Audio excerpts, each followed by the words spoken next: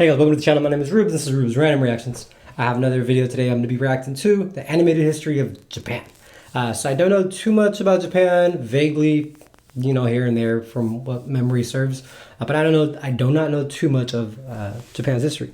So let's get up into it. Without further ado, don't forget to like and subscribe too. Definitely, anything is definitely greatly appreciated and always welcomed over here. Anything from a like or a subscription would be the ultimate goal. But like I said, thank you guys very much for watching, and don't forget to like and subscribe.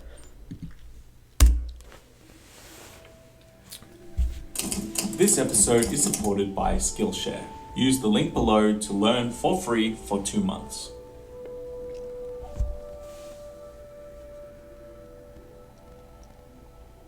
This limited edition enamel pin is available now. Get yours at standard.tv/Sweeney or sign up at the $10 tier on Patreon to get one for free. I'm not sure how Bill Wuertz got through all this information so quickly because there is a lot to cover here. Early Japan is shrouded in mystery, pottery and tools left over by a mysterious prehistoric culture known as the Jomon, who were mostly hunter-gatherers and occasional farmers. But soon, there were newcomers, the Yayoi from Korea, who fought with strange shiny weapons and planted tons of rice. These people would form more and more small villages, slowly displacing the Jomon and creating a fishing community culture, which obviously extends into Japanese cuisine today. Traditional Japanese beliefs focusing on spirit, deities, and complex rituals also began to coalesce, and formed a usually related group of beliefs we now call Shintoism.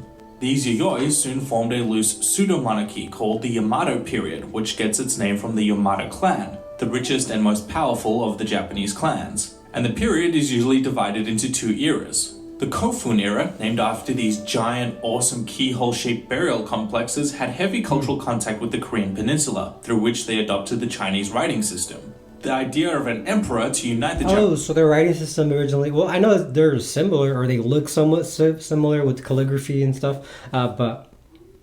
interesting. I didn't know they got their writing system from China. Interesting. Islands really took off during the Asuka era, which coincided with the spread of Buddhism in all that Chinese writing, and the Japanese were soon to experience a sense of shared identity.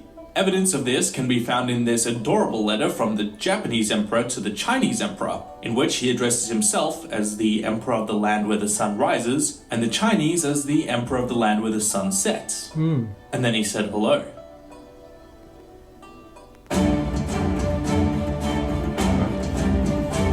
I'm assuming this is like their intro.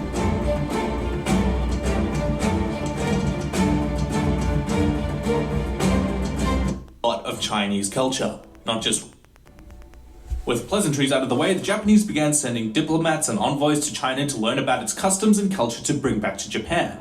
And boy did it absorb a lot of Chinese culture, not just writing, vocabulary and architecture, but also less tangible things like customs, philosophy, religious piety, and an imperial court-like system.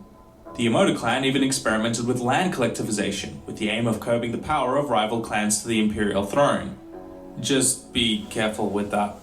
The emperor moved his royal court twice, from Asuka to Nara and then from Nara to Heian Kyo, naming an era after each period. But it was basically the same time period. I don't know what all the fuss is about. The one we will focus on is the Heian era.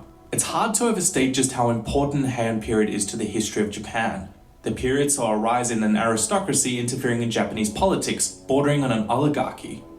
Noble families or clans held great control over the imperial government, such as the Taichikana, Minamoto, Taira, and the Fujiwara clan even held a significant regency over the emperor with the title of Daijo, mostly by extensive marriage ties to the royal family.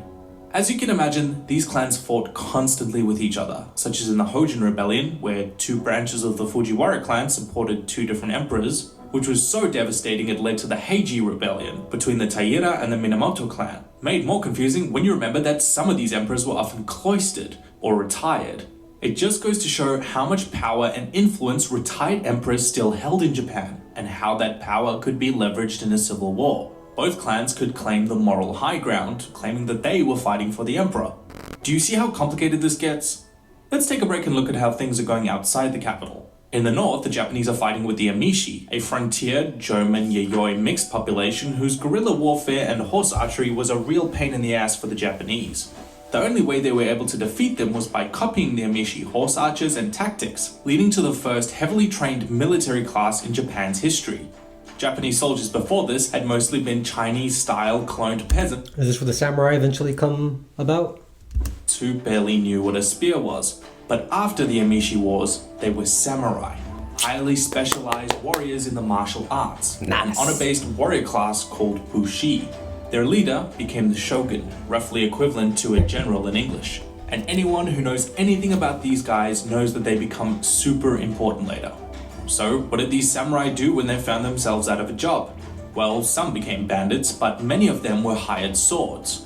Nobles used samurai as personal guards and to collect taxes, and farmers hired samurai to protect them from their nobles who were there to collect taxes. Rinse and repeat. Powerful clans emerged, and soon the samurai became more and more united, basically pulling the strings and dominating many parts of Japanese society, forming agreements, overseeing trade, conducting raids, and administering taxation. Remember those conflicts in the capital? The samurai fought those wars, and when the dust settled afterward, it was clear that they held the power, not some dude in a chair somewhere. The samurai class were reaching their peak of influence around the time of yet another clan war, but this one would prove to be very different because it ended up toppling the entire political system. The Minamoto clan defeated their longtime rivals, the Taira, and with their newfound power, the emperor granted Minamoto no Yoritomo the title of shogun. But make no mistake, he ruled Japan now, in the first shogunate, or Bafuku, in Kamakura. Bafuku. The emperor was now merely a figurehead. So, what made the shogun rule different? Well, rule was delegated to regional stewards called Jito and governors called Shugo, who ruled in the place of the shogun. In addition, a regent was appointed over them called a shiken, usually a member of the powerful Hojo clan who had come to prominence by allying with the Minamoto.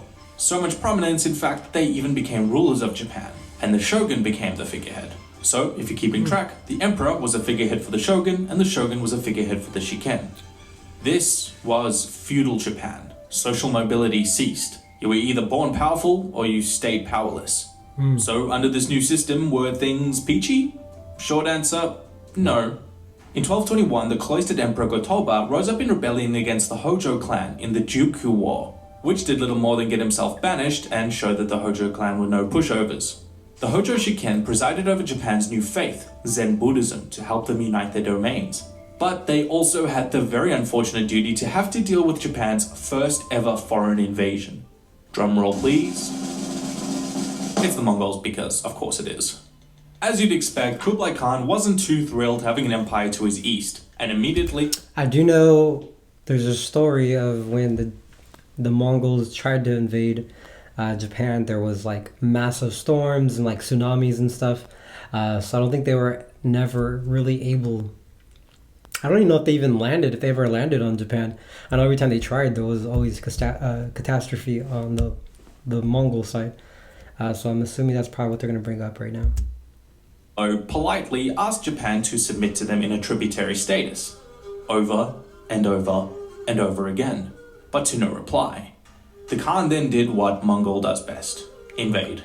In 1276, the Mongols landed in Japan and waited on their ships overnight to attack the next morning. However, being on a ship is kind of the last place you want to be if, say, I don't know, a typhoon was to hit. And that's exactly what happened. Huh. I think I said tsunami, yeah. Typhoon. Neat. Again, the Mongols invaded 6 years later, this time with more ships and a larger army. But the Japanese managed to hold them off using extensive preparation, fortifications, and a brand new weapon they invented called the katana, which was extremely effective against Mongol armor. Even so, they were taking heavy casualties. If only another typhoon would come and rescue the Japanese from these foreign barbarians like it did the first time. And that's exactly what happened. Nice. Japanese It was like meant to philosophers be. and religious leaders... Yeah, I don't think the Japanese were never colonized, I guess, or conquered like that. That's why they still retain a lot of their history, which is awesome, absolutely awesome.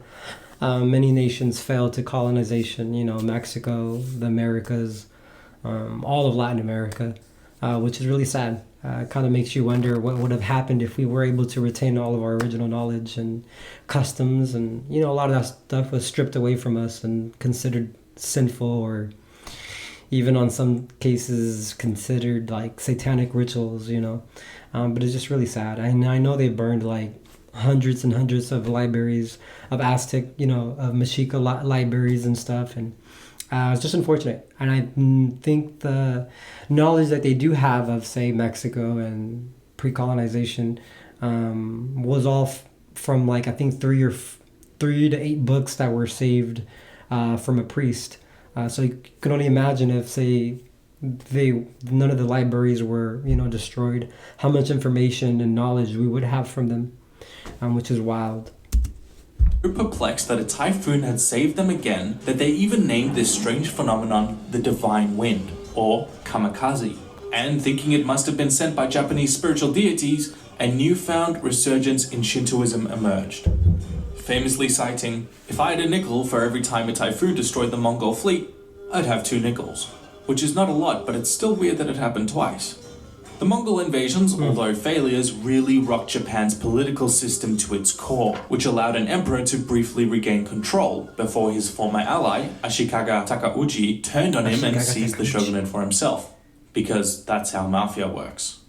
It's time to play a game of unintended consequences. Remember those Shugo governors from the previous shogunate? While the shoguns and the emperors were off busy fighting one another, the Shugo basically ruled themselves. They were no longer Shugo, but daimyo, warlords.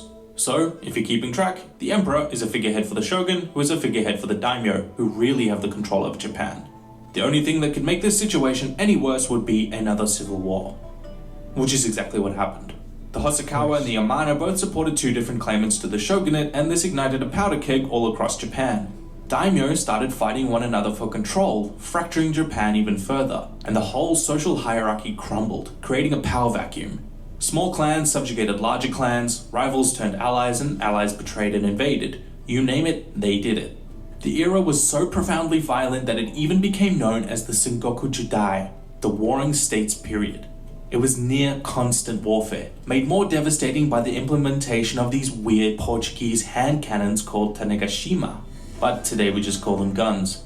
It was also a period of extensive espionage, with the daimyo spying on one another, assassinating each other, and betraying Is this where like ninjas came about and stuff? That's pretty dope.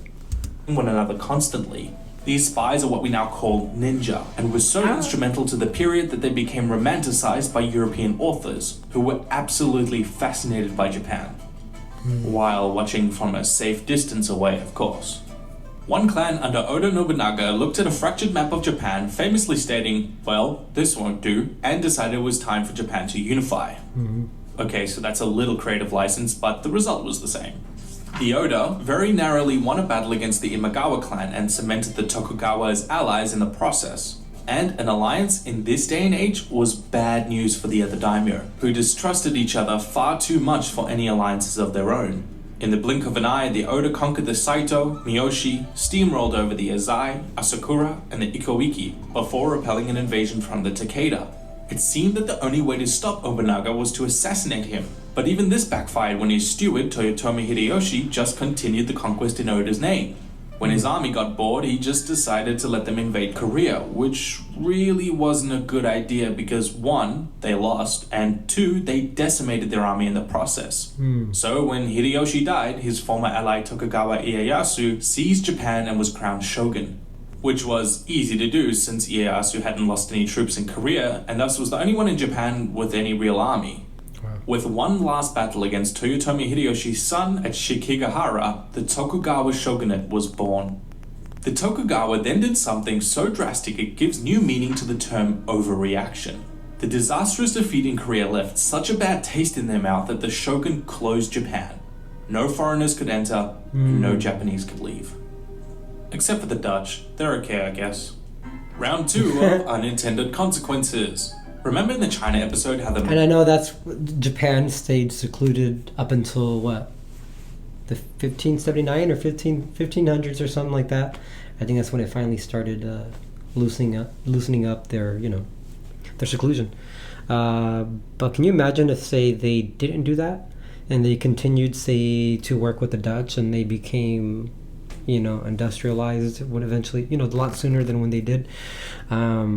Damn, that's wild. I think World War II probably would have ended differently.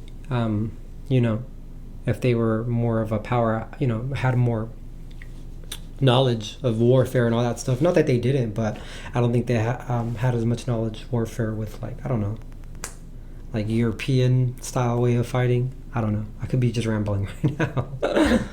Later Qing dynasties had become isolationist after they finally overthrew the Mongols.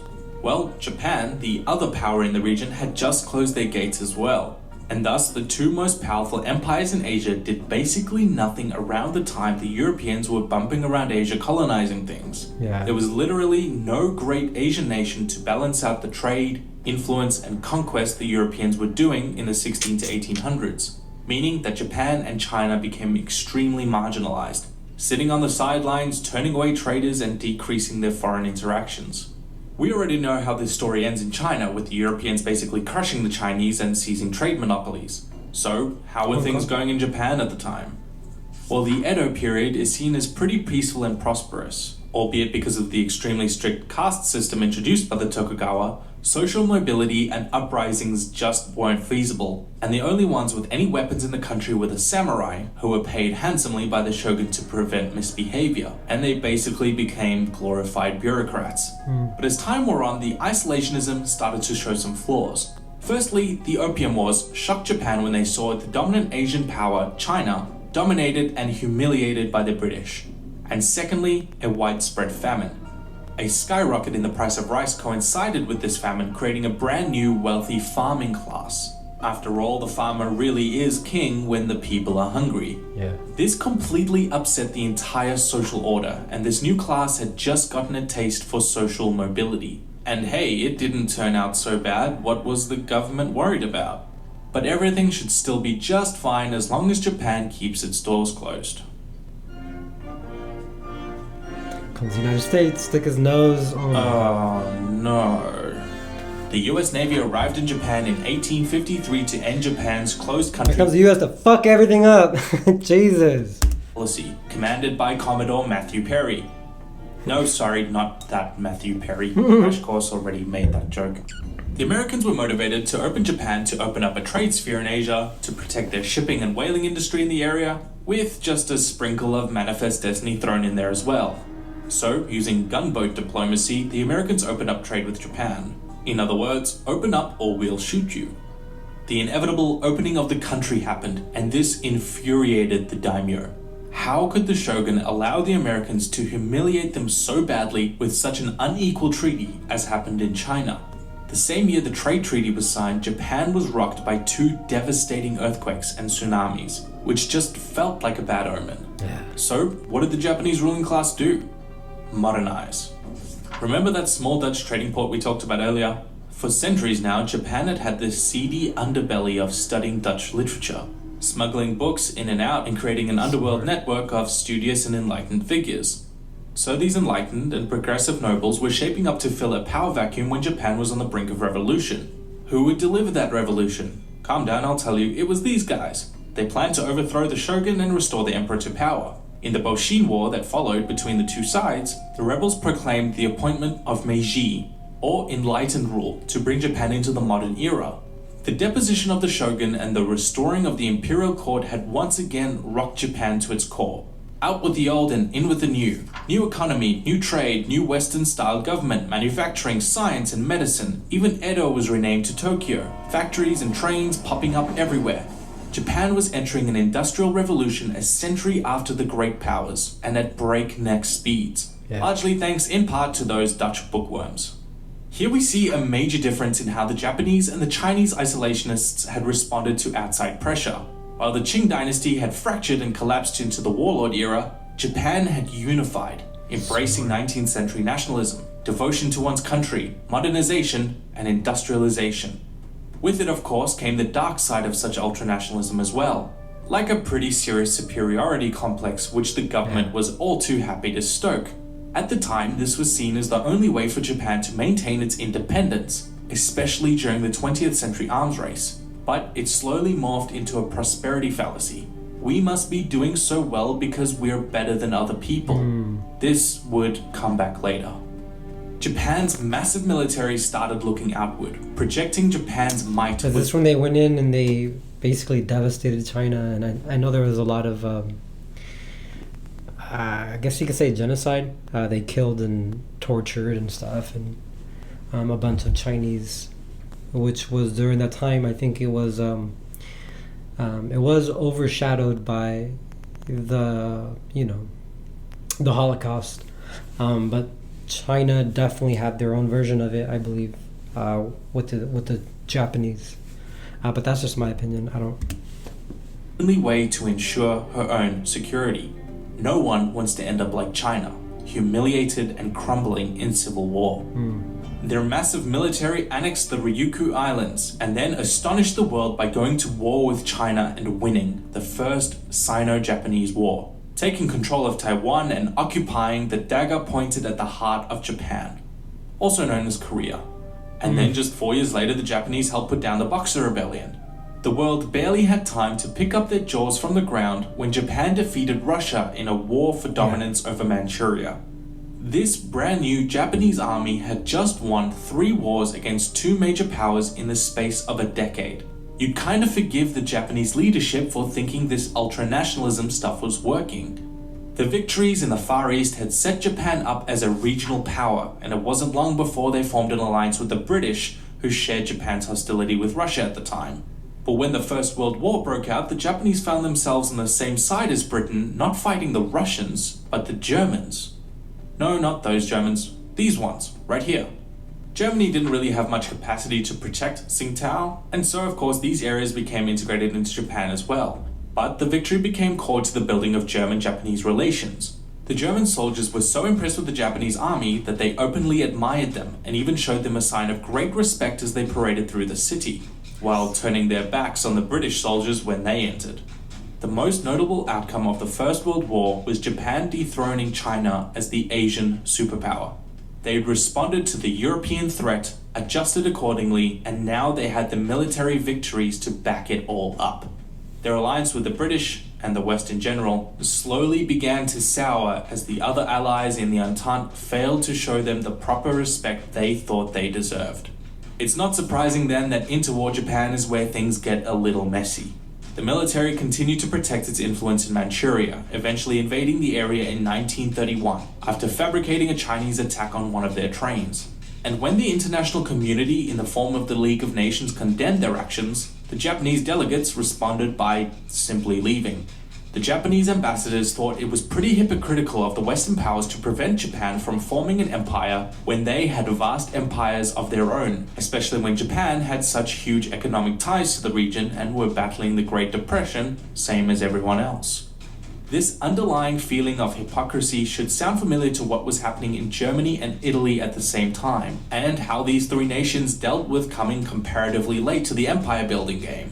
Of course, this is just one of the many underlying causes for what happened next, but diplomatic isolation very much added to the superiority complex. Other nations are simply jealous of us. So as the Chinese Civil War raged on, the Japanese were finally ready to assert themselves against their historic rival, and invaded China in yet another fabricated incident. Sounds like the European nations didn't want, and along with America, it looks like they didn't want competition. They wanted the whole cake for themselves, so they couldn't dare let anybody else come to power. So that's what it looks like. With their entire military might, they barreled down on the Chinese mainland, fighting both the communists and the KMT in a united front. However, the war became something far more hostile as the Japanese began committing atrocities, from the rape of Nanking to the extreme mistreatment of prisoners of war. So you're covering Japan, huh? Good luck with your monetization. Tell me about it. Japanese war culture was heavily honor-based, and so they treated surrendered armies with malicious contempt. The rape of Nanking was so brutal that it sours relations with China to this day.